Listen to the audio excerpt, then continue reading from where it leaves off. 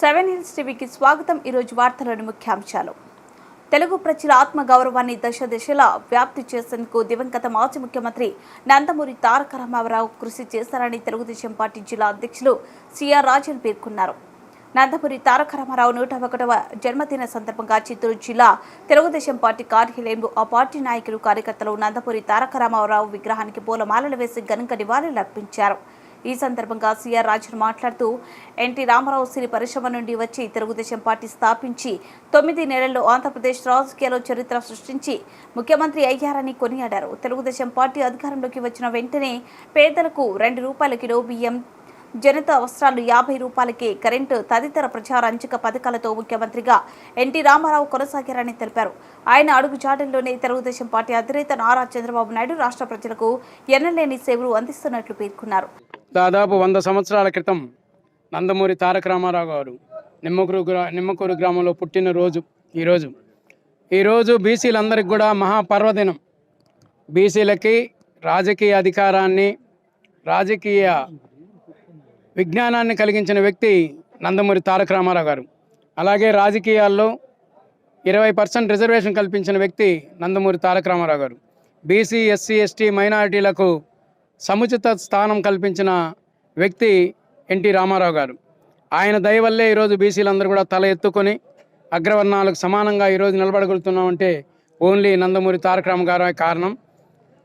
ఈరోజు నేను జిల్లా పార్టీ అధ్యక్షుడిగా ఉన్నా, ఇంకా సాధికార సమితి మనవాళ్ళు బీసీల్లో శ్రీధర్ గారు ఉన్నా, మనవాళ్ళందరూ బీసీలు, ఎస్సీలు అందరూ కూడా ఈరోజు మాట్లాడగలుగుతున్నాం, రాజకీయాలన్నీ చేయగలుగుతున్నాం అంటే నందమూరి తారక రామారావు గారే కారణం. అలాంటి వ్యక్తి 60 ఏళ్ల వరకు కూడా సినిమా రంగంలో విశిష్ట సేవలు చేసి ప్రజలను మెప్పించి, ప్రజలను రంజింపజేసి తన 61వ సంవత్సరంలో ప్రజలకు ఏమన్నా చేయాలనే ఉద్దేశంతో తెలుగుదేశం పార్టీని స్థాపించి 9 నెలల్లోనే రాజకీయ అధికారాన్ని సంపాదించి ప్రజలు వెనుకబడిన వాళ్ళకంతా కూడా నేనున్నానంటూ వాళ్ళకి పక్కా గృహాలైతేనేమి, రేషన్ బియ్యాలైతేనేమి, కిలో ₹2 బియ్యం పథకం ప్రవేశపెట్టిన వ్యక్తి ఎన్టీ రామారావు గారు. అనంతరం తెలుగుదేశం పార్టీ యువ నాయకుడు రాధే మాట్లాడుతూ ఎన్టీ రామారావు స్థాపించిన తెలుగుదేశం పార్టీలో తాను క్రమశిక్షణ కలిగిన నాయకుడిగా ఉన్నందుకు గర్వపడుతున్నట్టు తెలిపారు. తమలాంటి నాయకులను తయారు చేసేందుకు తెలుగుదేశం పార్టీ ముందుందని నందమూరి తారక రామారావు చూపించిన బాటలో తాము నడుచుకుంటామని రాధే స్పష్టం చేశారు. ఈ కార్యక్రమంలో మాజీ ఎమ్మెల్సీ దొరబాబు, మాజీ మేయర్ కటారి హేమలత, సురేంద్ర కుమార్, తెలుగుదేశం పార్టీ నాయకులు, కార్యకర్తలు పాల్గొన్నారు.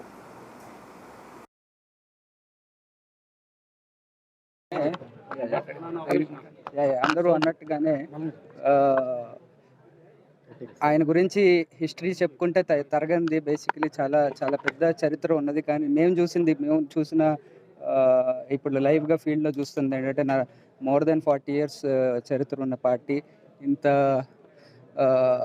కార్యకర్తలు కానీ, ఇంత సిస్టమ్ కానీ ఇక్కడ ఉంది. ఇంకా ఇన్నాళ్ళ తర్వాత ఫుల్గా మన పార్టీ డిసిప్లిన్డ్గా నడుస్తుందంటే ఆయన ఇచ్చిన పాలసీస్, ఆయన ఇచ్చిన నడిపింపు దారి బట్టే అని తెలుస్తుంది. మాలాంటి వాళ్ళకి ఇమీడియట్గా లీడర్షిప్ క్వాలిటీస్ ఉన్న వాళ్ళు పికప్ చేసుకుని పార్టీ, మరి ఆ క్వాలిటీస్ ఉన్న వాళ్ళని ఎతకడానికి వీళ్ళు పెట్టిన ఎతుకుతున్న క్రైటీరియా కానీ మాలాంటి వాళ్ళకి అవకాశం వచ్చింది. మరి మా నాన్నగారు దగ్గుమల ప్రసాదరావు గారు లాంటి వాళ్ళు ఎక్స్ బ్యూరోక్రాట్స్, వీళ్ళని ఎలివేట్ చేసుకోవడానికి, వీళ్ళకి ఆపర్చునిటీ దొరకడానికి పార్టీ పాలసీస్ అన్నీ నమ్ముతున్నాము. మరి ఈరోజు ఆయన పుట్టినరోజు దినాన మరి శుభాకాంక్షలు తెలుపుకుంటున్నాము. చాలా సంతోషంగా ఉంది, గర్వకారణంగా ఉంది. ఇట్లా ఇంత మంచి పార్టీలో మరి రేపు పొద్దున గవర్నమెంట్లోకి రాబోతుంది, దానిలో పార్ట్ ఉండడానికి చాలా అదృష్టంగా భావిస్తున్నాం. సార్వత్రిక ఎన్నికలు 2024 ఓట్ల లెక్కింపు ప్రక్రియను సజావుగా నిర్వహించేందుకు ఓట్ల లెక్కింపు ప్రక్రియపై పూర్తి అవగాహన కలిగి ఉండాలని, ఓట్ల లెక్కింపులో ఎటువంటి తప్పిదాలకు తావు లేకుండా సమిష్టిగా బాధ్యతతో పనిచేసి విజయవంతం చేద్దామని జిల్లా కలెక్టర్ మరియు జిల్లా ఎన్నికల అధికారి ఎస్ షణ్మోహన్ పేర్కొన్నారు. ఈ సందర్భంగా చిత్తూరు జిల్లా పరిషత్ సమావేశపు మందిరంలో సార్వత్రిక ఎన్నికలు 2024లో భాగంగా ఓట్ల లెక్కింపు ప్రక్రియపై పర్యవేక్షకులు, కౌంటింగ్ సహాయకులు, సూక్ష్మ పరిశీలకులకు నిర్వహించిన శిక్షణ కార్యక్రమంలో జిల్లా కలెక్టర్ మరియు జిల్లా ఎన్నికల అధికారి ఎస్ షణ్మోహన్తో పాటు జిల్లా సంయుక్త కలెక్టర్ మరియు 172 చిత్తూరు అసెంబ్లీ నియోజకవర్గ రిటర్నింగ్ అధికారి పి శ్రీనివాసులు పాల్గొన్నారు. ఈ సందర్భంగా జిల్లా కలెక్టర్ మరియు జిల్లా ఎన్నికల అధికారి ఎస్ షణ్మోహన్ మాట్లాడుతూ సార్వత్రిక ఎన్నికలు 2024కు సంబంధించి జూన్ 4న ఓట్ల లెక్కింపు ప్రక్రియ ఎస్వీ షెడ్ నందు నిర్వహించడం జరుగుతుందని తెలిపారు. మే 13న జరిగిన ఎన్నికల పోలింగ్ ప్రక్రియ జిల్లాలో విజయవంతం చేయడంతో అందరి సమిష్టి కృషి ఉంటుందని అందరిని అభినందించారు. ఇదే స్ఫూర్తిని కొనసాగిస్తూ ఓట్ల లెక్కింపు ప్రక్రియను కూడా విజయవంతం చేద్దామన్నారు. ఓట్ల లెక్కింపు ప్రక్రియకు సంబంధించి ఉన్న హ్యాండ్ బుక్ క్షుణ్ణంగా చదివి అవగాహన చేసుకోవాలన్నారు. కౌంటింగ్ సిబ్బంది సానుకూల దృక్పథంతో పనిచేస్తూ ప్రశాంతంగా వారి విధులను నిర్వర్తించాలన్నారు.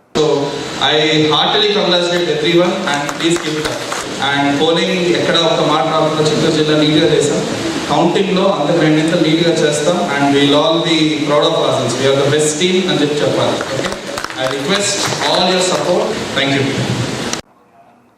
ఆంధ్రప్రదేశ్లో ఆసుపత్రుల పనితీరు బాగుందని జాతీయ మానవ హక్కుల కమిషన్ ప్రత్యేక పర్యవేక్షకులు బాలకృష్ణ గోయల్ తెలిపారు. జాతీయ మానవ హక్కుల కమిషన్ ప్రత్యేక పర్యవేక్షకులు చిత్తూరు ఆసుపత్రిని పరిశీలించారు.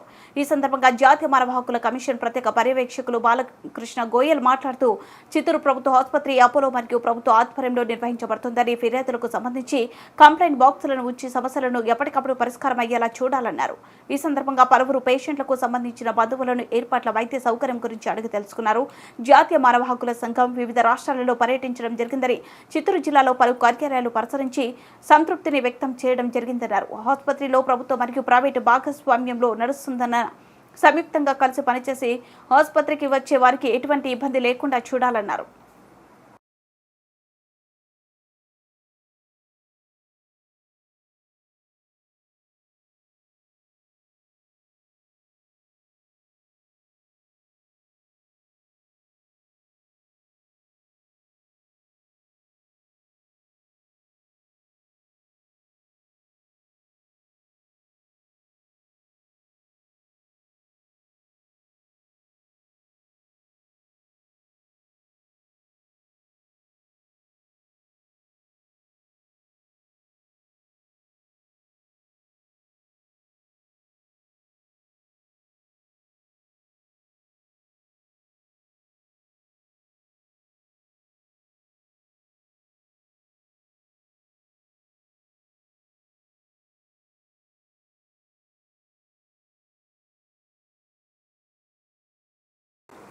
జిల్లాలో 3 రోజుల పాటు నిర్వహించిన గజగణన పూర్తి చేస్తున్నట్లు ఫారెస్ట్ అధికారి చైతన్య కుమార్ రెడ్డి వెల్లడించారు. ఈ సందర్భంగా డిఎఫ్ఓ మాట్లాడుతూ చిత్తూరు జిల్లాలో ఏనుగుల గణన అత్యంత పారదర్శకంగా చేపట్టడం జరిగిందన్నారు. జిల్లాలో సుమారు 100 ఏనుగులు ఉన్నట్లు గుర్తించినట్లు తెలిపారు.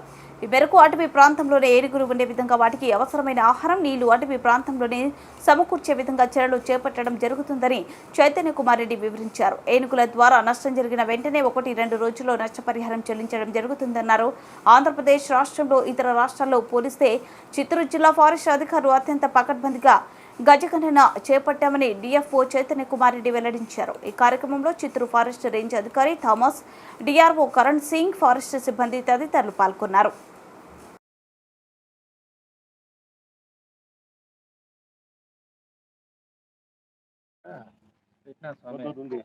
సంబంధించిన డేటా అంతా కూడా కంపైల్ చేయడం జరిగింది. అదేవిధంగా తిరుపతి, అన్నమయ్య, మిగతా పార్వతీపురం, మన్యం, విజయనగరం సంబంధించిన డేటా అంతా కూడా ఒకటే సింగిల్ ఫార్మాట్లు తీసుకొచ్చేసేసి మనము కర్ణాటక పంపించడం జరుగుతూ ఉందండి. సో ముఖ్యంగా మన జిల్లాలో వచ్చేసేసి 90 నుంచి 110 దాకా ఉండేచ్చు అని చెప్పేసి ఒక అంచనా మనం కట్టాము. కానీ ఎగ్జాక్ట్ రేంజ్ అనేది మనము మొత్తం సౌత్ ఇండియా అంతా కూడా ఒకేసారి రిపోర్ట్ రిలీజ్ చేస్తారు. అప్పటికి మనకి ఎగ్జాక్ట్ ఫిగర్ వస్తుందండి. ముఖ్యంగా ఏనుగులు చనిపోవడానికి ముఖ్య కారణం వచ్చేసేసి విద్యుత్తే. సో మన చిత్తూరు జిల్లాలో, మన రాష్ట్రంలో చూసుకున్నట్టయితే మ్యాక్సిమం 99% డెత్స్ అన్నీ కూడా చిత్తూరు జిల్లాలోనే అయినాయి. ఎలిఫెంట్ డెత్స్ అన్నీ కూడా, అవన్నీ కూడా 90% వరకు కూడా విద్యుత్ వల్లనే అయి ఉన్నాయి. సో ముఖ్యంగా ఈ ట్రాన్స్ఫార్మర్స్ అన్ని కిందగా ఉండడము, తర్వాత వైర్లన్నీ కూడా కింద సాగింగ్ అవ్వడము, ఇవే మెయిన్ రీజన్స్గా మనము గుర్తించాము. అదేవిధంగా ఎలక్ట్రిసిటీ డిపార్ట్మెంట్తో కూడా జాయింట్ సర్వే చేస్తూ ఉన్నాము, జాయింట్ కోమింగ్ ఆపరేషన్స్ కూడా చేస్తూ ఉన్నాము. సో ఏవైతే లో హ్యాంగింగ్ వైర్స్ ఉన్నాయో అవన్నీ కూడా హైట్ పెంచడానికి, తర్వాత ట్రాన్స్ఫార్మర్స్ అన్ని కూడా భద్రం చేయడానికి కూడా మేము చర్యలు చేపట్టామండి. ముఖ్యంగా రైతులు రైతులని చెప్పను కానీ ఈ వన్యప్రాణుల్ని వేటాడే వాళ్ళు ఉచ్చులు బిగిస్తున్నారు. ఈ ఉచ్చులు బిగించడంలో ఏమవుతుంది అంటే కేవలము అడవి పందుల కోసం మ్యాక్సిమం ఉచ్చులు బిగిస్తారు. అడవి పందులే కాకుండా వాటిలో ఏనుగులు ఒక్కసారి చిక్కుకొని మరణిస్తూ ఉన్నాయి, మనుషులు కూడా మరణిస్తూ ఉన్నారు. చౌడపల్లిలో మీరు చూసుకున్నట్టయితే ఒక జంట ప్రాణాలు కోల్పోయింది. తర్వాత పలంనేరులో కూడా 2 ప్రాణాలు కోల్పోవడం జరిగింది ఈ విద్యుత్ ఉచ్చుల వల్ల. సో వాటి మీద గట్టిగా ఎలక్ట్రిసిటీ యాక్ట్ ప్రకారం కూడా చర్యలు చేపడుతున్నాము. అటవీ చట్టం ప్రకారం కూడా చర్యలు చేపడుతున్నాము. సో రీసెంట్గా ఇద్దరిని రిమాండ్ కూడా మనం పంపించడం జరిగింది ఈ ఏనుగు చనిపోవడం కేసులో. సో ప్రజల్లో కూడా రైతులు ఎవరైతే అడ్జసెంట్ ఫారెస్ట్ ఉన్నారో వాళ్ళందరికీ కూడా అవగాహన కార్యక్రమాలు ఏర్పాటు చేస్తున్నాము. సో చేసి ఈ ఉచ్చులు పండడాన్ని తగ్గించడానికి ట్రై చేస్తామండి. పూతలపట్టు నియోజకవర్గం ఐరాలలో వెలిసిన పాలెటి గంగమ్మ జాతర అత్యంత వైభవంగా నిర్వహించారు. ప్రతి ఏడాది పాలెటి గంగమ్మ జాతర ప్రతిష్టాత్మకంగా నిర్వహించడం ఆనవాయితీగా వస్తుందని తెలిపారు. ఉదయం అమ్మవారికి ముసుగు తొలగించి ప్రత్యేక పూజలు నిర్వహించారు. అనంతరం అంబారి నైవేద్యం, పిండి దీవెనలు అమ్మవారికి సమర్పించారు. ఈ కార్యక్రమానికి తమిళనాడు, కర్ణాటక రాష్ట్రాల నుండి అధిక సంఖ్యలో భక్తులు పాల్గొని మొక్కుబడులు తీర్చుకున్నారు.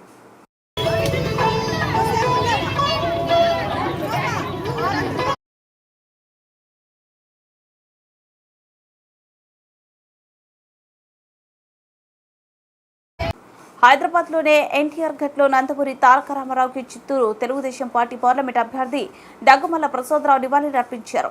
తెలుగు రాష్ట్రాల రాజకీయ ముఖ చిత్రాన్ని మార్చేసి దేశ రాజకీయాల నవశకానికి నాంది పలికిన యుగ పురుషుడు, నట సార్వభౌముడు, టీడీపీ వ్యవస్థాపక అధ్యక్షులు స్వర్గీయ నందమూరి తారక రామారావు అని ఎన్టీఆర్ కుటుంబీ చిత్తూరు పార్లమెంట్ అభ్యర్థి దగ్గుమల్ల ప్రసాదరావు అని కొనియాడారు. ఈ సందర్భంగా దగ్గుమల్ల మాట్లాడుతూ తారక రాముడి 101వ జయంతి సందర్భంగా హైదరాబాద్లోని ఎన్టీఆర్ ఘట్లో మహానీయునికి పుష్పాలు సమర్పించి ఘన నివాళులు అర్పించారు. నట సార్వభౌముని సేవలను స్మరించుకున్నానని తెలిపారు. బడుగు బలహీన వర్గాల అభ్యున్నతిని దృష్టిలో ఉంచుకొని సంక్షేమ పథకాలను రూపకల్పన చేసిన నిజమైన ప్రజా సేవకులు ఎన్టీఆర్ అని గుర్తు చేశారు. చట్టాన్ని తాను అతిక్రమించలేదని, తనపై భూ కబ్జాలకు పాల్పడ్డాడని రామపురం చెందిన మురుగయ్య కుటుంబ సభ్యులు చేసిన ఆరోపణలు వాస్తవం లేదని రిటైర్డ్ సిఐ రెడ్డిప్ప పేర్కొన్నారు. ఈ సందర్భంగా ప్రెస్ క్లబ్లో ఏర్పాటు చేసిన మీడియా సమావేశంలో రెడ్డిప్ప మాట్లాడుతూ రామపురంలో తాను భూమిని కబ్జాకు పాల్పడ్డానని, మురుగయ్య కుటుంబ సభ్యులు చేసిన ఆరోపణలు వాస్తవం లేదని తెలిపారు. తాను పోలీసు అధికారిగా పనిచేసి ప్రజలకు ఎంతో సేవ చేశానన్నారు. తనకు రక్షణ కల్పించడంలో అధికారులు న్యాయం చేయలేదని, తనకు న్యాయం చేయాలని డిమాండ్ చేశారు. అదే చింతపేట గ్రామ నివాసి మురుగయ్య అనే అతనికి నా భూమికి పడవరుగా ఉంది, డీకెట్ పట్టాలి. ఆ భూమికి నా భూమికి మధ్యలో పాతగుట్ట అడవి నుంచి వర్షం నీళ్ళు వచ్చేదానికి రామపురం చెరువు కాలువ, గ్రామస్తులు అడవికి పోయేదానికి దారి, ఈ రెండు వాళ్ళ భూమికి మా భూమికి మధ్యలో ఉన్నాయి. 2010 నుంచి చేసుకుంటున్నాం.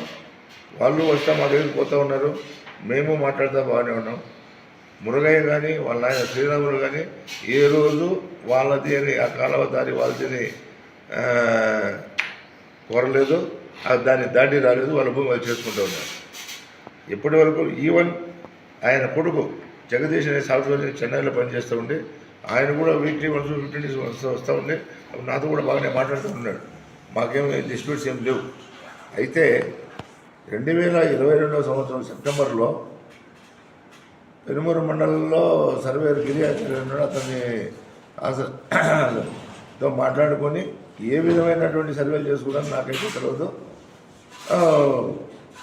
1968లో అప్పటి చిత్తూరు తహసీల్దార్ అతనికి డీకేటీ పట్టా ఇచ్చారని, గ్రౌండ్ వెరిఫికేషన్ చేయకుండా, సబ్ డివిజన్ చేయకుండా, ప్లాన్ మార్క్ చేయకుండా పట్టా ఇచ్చారని అని కేవలం ఆ సర్వేర్ చెప్పిన మాటకు ఆధారంగా చేసుకొని అధికారుల రెవెన్యూ అధికారుల ఉత్తర్వులు ఎక్కడా లేకోకుండా తన స్వయబుద్ధితో తన సొంత చట్టంతో కాలువ దారి పూర్తి చేసినాడు. అదే రోజు district collector, joint collector, RDO, MRO, SI వాళ్ళందరికీ నేను ఫిర్యాదు చేయడం జరిగింది. ఆ కాలువకు దారికి నాకేమి ఇబ్బంది లేదు, అయినా కూడా రాకపోకలు ప్రజలకు ఇబ్బంది కలుగుతుంది చేశాను. మీరు చూడండి ప్రస్తుతం దిస్ ఈజ్ 1B 9 ఎకరాల 76 సెంట్లు. దాని పాస్ పుస్తకం 9 ఎకరాల 76 సెంట్లు. ఆ విధంగా నేను సాగు చేసుకుంటా ఉన్నా. 14 సంవత్సరాలు ఏకకాలంలో ఎటువంటి అనుమానాలు దారి లేకుండా, ఎటువంటి ఇబ్బందులు లేకుండా చేసుకుంటూ వచ్చినాం. ఎప్పుడైతే 2022 డిసెంబర్ 14వ తేదీ మొదలుపెట్టినాడో, డిసెంబర్ 14, డిసెంబర్ 24, 2023 జనవరి 1వ తారీఖున జేసీబీ ఎంగేజ్ చేసుకొని ఆ కాలువ దారి పూర్తి చేయడం జరిగింది. పూర్తి చేసిందే కాకుండా ఆ వారెంట్ని అరెస్ట్ షీట్లు కూడా పెట్టుకున్నాడు. ఈ విషయాన్ని రెవెన్యూ అథారిటీస్కి, పోలీస్ అధికారులు అందరికీ చెప్పినాం, వాళ్ళు ఎవరు పట్టించుకోలేదు. తర్వాత కొంతకాలం వెయిట్ చేసినాడు, మాకు నోటీసులు ఇప్పించాడు. అన్నీ చేస్తే నోటీసులు నేను రిప్లై ఇచ్చాను.